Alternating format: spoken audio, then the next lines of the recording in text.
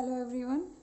Chapter चल रहा था मिनरल न्यूट्रिशन। हमने कार्बन, हाइड्रोजन, ऑक्सीजन, नाइट्रोजन इनके बारे में पढ़ लिया था। अब हम पढ़ेंगे पोटेशियम। देखिए, जो पोटेशियम है ये भी किस फॉर्म में होता है? सॉल्यूबल फॉर्म में है, यानी सॉइल में ये पोटेशियम आयन की फॉर्म में प्रेजेंट होता है। And it is not a structural element of plant, यानी ये प्लांट के किसी भी स्ट्रक्चर का पार्ट नहीं है। जैसे हमने फॉस्फोरस पढ़ा कि न्यूक्लिक एसिड का पार्ट होता है, कोएंजाइम का पार्ट है। और हमने कार्बन, हाइड्रोजन, ऑक्सीजन देखी कि ये प्लांट की जो सेल वॉल, सेल मेम्ब्रेन के पार्ट होते हैं। बट पोटेशियम जो है वो किसी भी जो स्ट्रक्चर का कंपोनेंट नहीं है, तो it is not is structural element, but it is required for biochemical process. Plants के अंदर ऐसे कुछ फिजियोलॉजिकल एक्टिविटीज़ हैं जिनमें ये रिक्वायर है। फॉर एग्जांपल स्टोमेटल मूवमेंट, यानी opening and closing of stomata.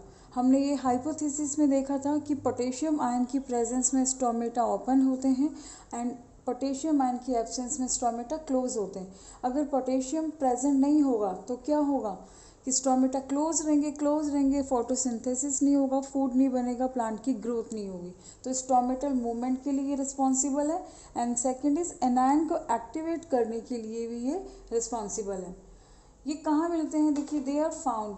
अगर हम देखें कि ये किसी भी स्ट्रक्चर का कंपोनेंट नहीं है, बट फिर भी ये कहाँ मिलते हैं? मेरिस्टेमेटिक पार्ट, यानी root apex and shoot apex जो होते हैं, प्लांट का टिप पार्ट होता है, उसमें ये पोटेशियम मिलता है।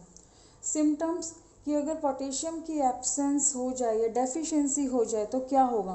देखिए, मार्जिनल क्लोरोसिस। मार्जिनल मीन्स कि मार्जिन से क्लोरोसिस का डैमेज स्टार्ट होगा। तो जब मार्जिन से स्टार्ट होगा तो लीव्स हैं वो मार्जिन से येलो दिखेंगी, और मार्जिन से येलो हुई तो वो लीव्स क्या हो जाएंगी? कर्व हो जाएंगी, कर्ल हो जाएंगी लोअर साइड में।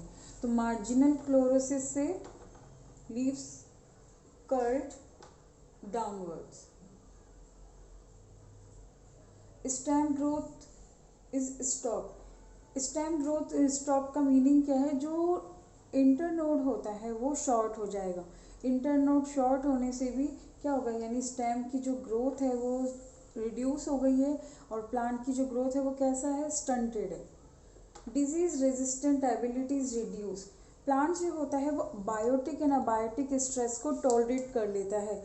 और बायोटिक मीन्स कि जैसे एक्सेस टेम्परेचर, एक्सेस कोल्ड, इसे ये टॉलरेट कर लेता है। बट अगर और डिजीज रेजिस्टेंस मीन्स क्या है कि किसी भी फैक्टर से डिजीज हो जाए प्लांट को, तो वो क्या है कि वो रेजिस्टेंट हो गया। रेजिस्टेंट मीन्स कि इसमें टॉलरेट की कैपेबिलिटी डेवलप हो गई। बट अगर प्लांट में पोटेशियम का लेवल लो होता है तो प्लांट की जो डिजीज रेजिस्टेंट की कैपेबिलिटी है ये रिड्यूस हो जाती है। इट मीन्स कि प्लांट में अगर कोई भी पैथोजन है, यानी बैक्टीरिया, फंजाई या कोई भी निमेटोड मीन्स कि वॉर्म्स जो सॉइल में प्रेजेंट होते हैं, या कोई इंसेक्ट, ये इजीली कोई भी प्लांट ये जो है फैक्टर से प्लांट को डैमेज कर सकते हैं, बिकॉज उसकी डिजीज रेजिस्टेंट जो एबिलिटी है वो रिड्यूस हो गई है due to deficiency of potassium. Is it clear? तो सिम्टम्स लिखने हैं मार्जिनल क्लोरोसिस, या हम लिख सकते हैं कि leaves curled become downward, stunted growth या internode shortening, disease resistant abilities reduce. Clear? तो यहाँ तो हो गया पोटेशियम का। नेक्स्ट हम देखते हैं कैल्शियम की डेफिशिएंसी सिम्टम्स। सेकेंड इज, देखिए, calcium found in the soil in the form of calcite, यानी इस फॉर्म में मिलता है। बट प्लांट्स जो होते हैं इसे एब्जॉर्ब करते हैं इन the form of calcium ion. Calcium ion form में से एब्जॉर्ब करते हैं। Calcium is structural element of the plant, and where does it found? It is found in middle lamella. Middle lamella means कि जो sales होती हैं, to sales है, to sales के बिटवीन जो ज्वाइनिंग पार्ट होता है, जो सेल वॉल का पार्ट होता है, that is called middle lamella. This is middle lamella. तो मिडिल lamella जो है उसका मेन कंपोनेंट क्या है? Calcium, because calcium plus pectin, calcium and pectin के पार्टिकल होते हैं। तो कैल्शियम यहाँ क्या एक इम्पोर्टेंट रोल प्ले कर रहा है, तो main component of middle lamella.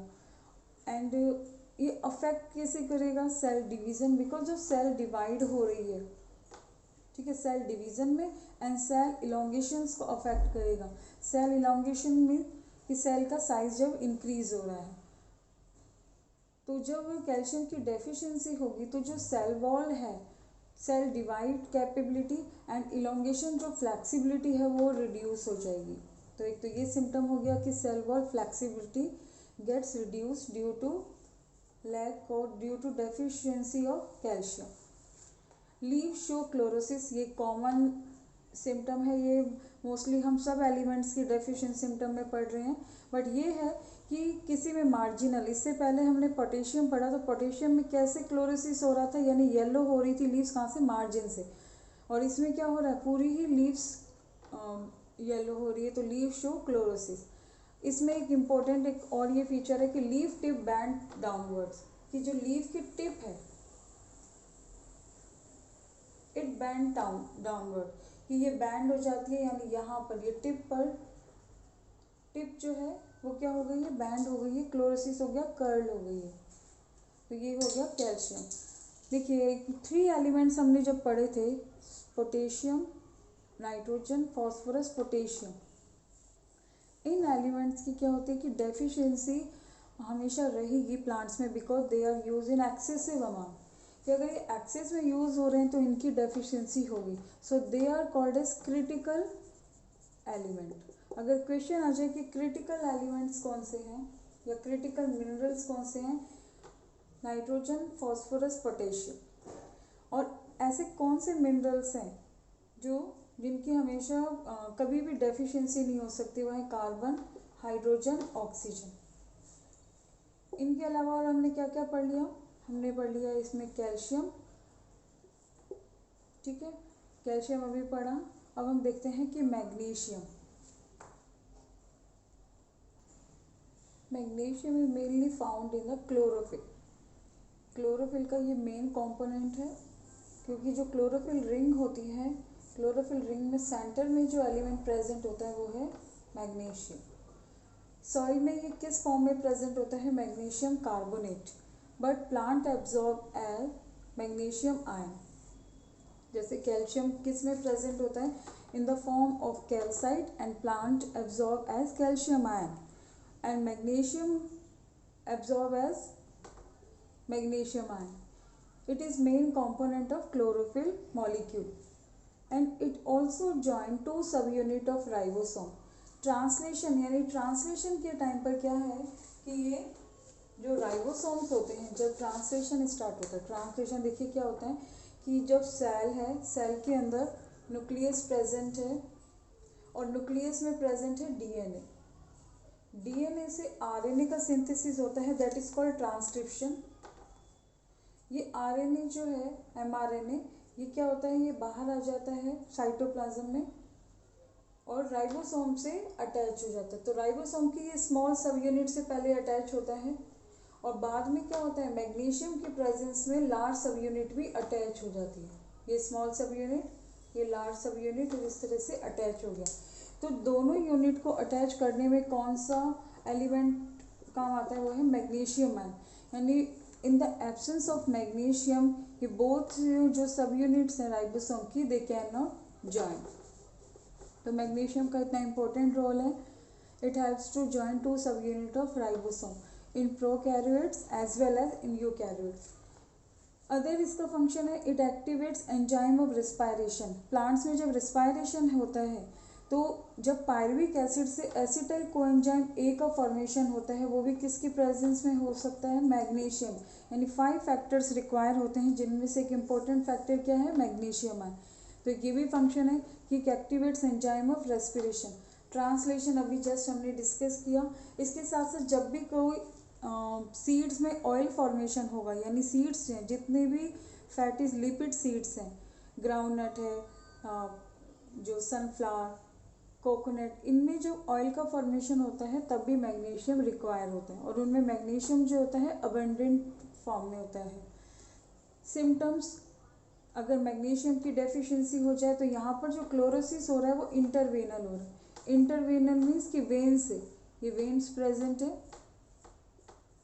यानी वेन्स के बिटवीन यहाँ क्लोरोसिस होता है, इंटरवेनल।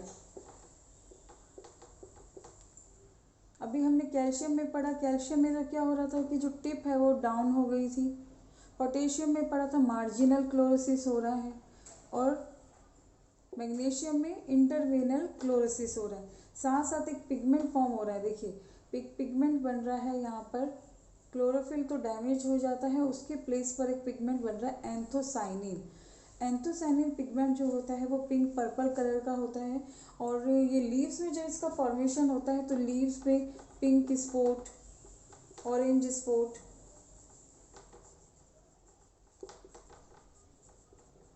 पर्पल स्पॉट्स ये अपीयर होते हैं।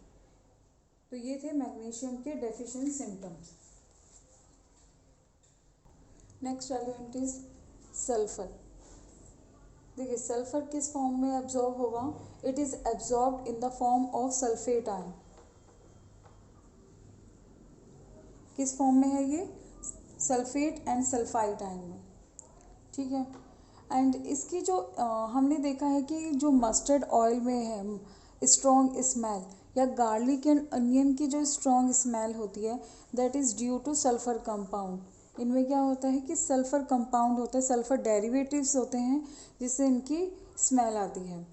And sulphur is needed in the synthesis of proteins. Proteins means amino acid. ऐसे एक इम्पोर्टेंट अमाइनो एसिड है जिनमें सल्फर है, वो है cysteine and methionine.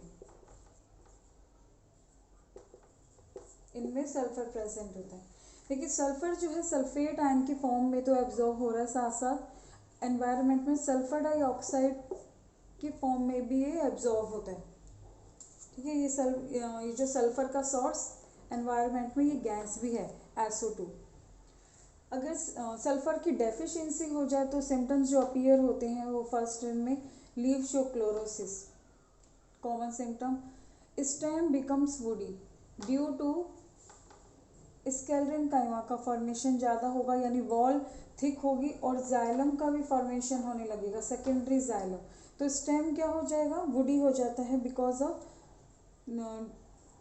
Deficiency of sulphur.